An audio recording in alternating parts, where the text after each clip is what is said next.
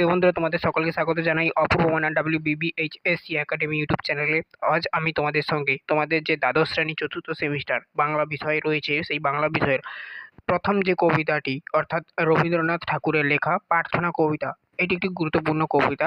So এই কবিতার থেকে আজকের আমরা প্রতিটি লাইনের অর্থ ও তার মানে নিয়ে এলাম, ক্লাস করব। অর্থাৎ পুরো কবিতাটা পড়ে তোমাদেরকে তার অর্থ এবং তার মানেগুলো বলে বুঝিয়ে দিচ্ছি, ঠিক আছে? এর উপর আবার প্রশ্ন উত্তরের ক্লাস আসবে। চ্যানেলে নতুন থাকলে সাবস্ক্রাইব করো, বেল আইকন অপশানে সেভ রাখো। এটা আমার নতুন চ্যানেল ক্রিয়েট করা, এখানে তোমাদের দ্বাদশ শ্রেণীর সমস্ত বিষয়ের ক্লাস পাচ্ছ সেমিস্টার 4-এর। দেখো কি বলা রয়েছে। আচ্ছা দেখো, দ্বাদশ শ্রেণী চতুর্থ সেমিস্টার পাঠ্য রবীন্দ্রনাথ ঠাকুরের প্রার্থনা কবিতাটি, এটা কোথা থেকে নেওয়া বলো তো? এটা আছে তার নৈবেদ্য কাব্যগ্রন্থ থেকে নেওয়া হয়েছে, এটা একটু মনে রাখবে। এটি একটি বিখ্যাত সনেট অর্থাৎ চতুষ্পদী কবিতা বা 14 লাইনের কবিতা। এটি মূলত একটি আদর্শ দেশ বা সমাজের জন্য কবির আন্তরিক প্রার্থনা, ঠিক আছে? মনে রাখবে, প্রার্থনা করেই লিখেছেন কবি। তারপরে দেখো কবিতাটি এখানে নিচে আমি তোমাদের সঙ্গে আলোচনা করেছি রবীন্দ্রনাথ ঠাকুরের প্রার্থনা, যেটা কিনা নৈবেদ্য থেকে নেওয়া হয়েছে, নৈবেদ্য কবিতার অংশ। সেই কবিতার সম্পূর্ণ অর্থ দেখে নাও। এখানে একটু মানে দেওয়া রয়েছে, এই কবিতাটি ভারতবর্ষকে এক উন্নত, মুক্ত এবং ভয়শূন্য স্থানে রূপান্তরিত করার জন্য ঈশ্বরের কাছে কবি আকুল মিনতি জানিয়েছেন বা আবেদন করেছেন।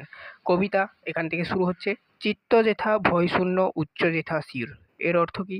দেখো এখানে অর্থ বলে উল্লেখ করা রয়েছে, প্রতিটি ক্ষেত্রে এরকম স্টার মার্কিং দেওয়া রয়েছে, দেখবে।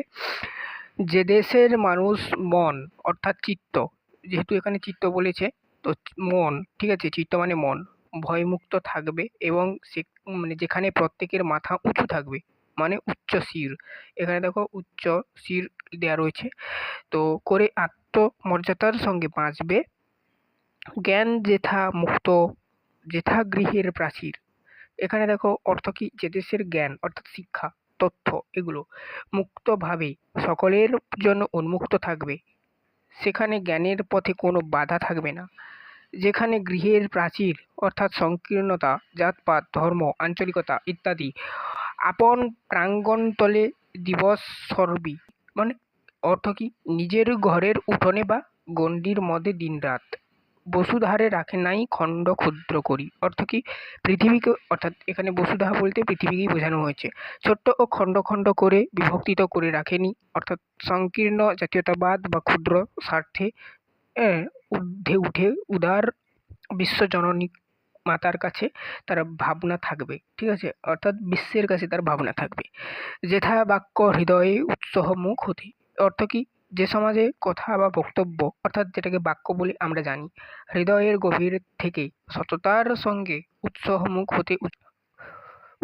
হতে, ঠিক আছে? যেথা নির্বাসিত স্রোতে। এর অর্থ কি? উচ্ছ্বসিত হয়ে স্বতঃস্ফূর্তভাবে বের হয়ে আসে, যেখানে মুক্ত স্রোতের মতন নির্বাচিত স্রোত। তারপরে দেখো, দেশে দেশে দিশে দিশে কর্মধারা ধায়। অর্থ কি? নানা দিক অর্থ কি? দেখো, নানা দিকে নানা দেশে কর্মের ধারা বা প্রচেষ্টায় প্রভাবিত হয়। তারপর দেখো, অজস্র সহস্রবিধ চরিতার্থতায়। অর্থাৎ এর অর্থ কি? অসংখ্য এবং নানা উপায়ে অজস্র সহস্রবিধ সফলতা বা পূর্ণতা লাভের জন্য। অর্থাৎ যেখানে মানুষ মুক্তভাবে নানান কর্মের মাধ্যমে জীবনের সফলতা লাভ করে। যেথা তুচ্ছ আচারের মরু বালুরাশি। অর্থাৎ কি এটার মানে? যে সমাজের তুচ্ছ বা গুরুত্বহীন অন্ধ আচার অনুষ্ঠান এবং কুসংস্কার বালুকারশি, এটার সঙ্গে তুলনা করেছে, যা মরুভূমির বালুর মতন নীরস ও নিষ্ফলা, বিচারের স্রোতপথ ফেলে নাই গ্রাসী।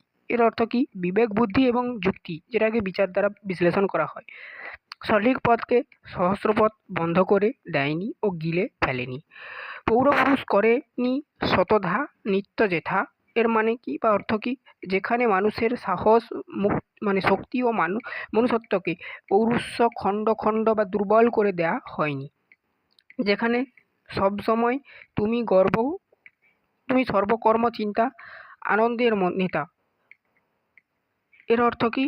তুমি, এখানে ঈশ্বরকে বোঝানো হয়েছে, সকল কর্ম, চিন্তা এবং আনন্দের পথপ্রদর্শক বা নেতা, নিজ হস্তে নির্দয় আঘাত করি পিত্ত। এর অর্থ কি? হে পিতা, ঈশ্বরকে বলা হয়েছে, তোমার নিজ হাতে নির্মমভাবে আঘাত, কষ্ট বা পরীক্ষার মাধ্যম করে ভারতের সেই স্বর্গ করো জাগরিত। ঠিক আছে? অর্থাৎ ভারতবর্ষকে সেই স্বর্গময় আদর্শতে জাগ্রত করো বা উন্নত করো।